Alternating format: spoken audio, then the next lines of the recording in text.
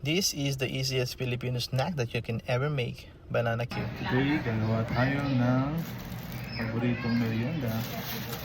Cooking banana. Banana cue. Makain ng banana cue.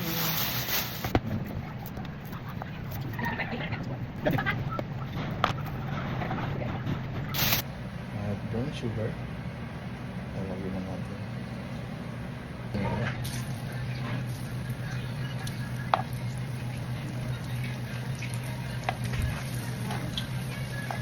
Brown sugar.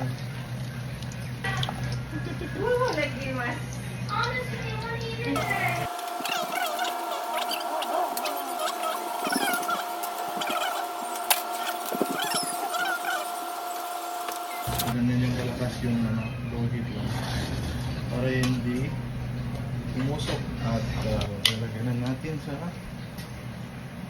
yan. I-drain natin yung mantika and then after 5 minutes ready for serving.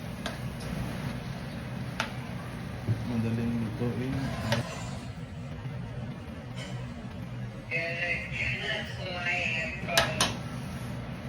Okay na.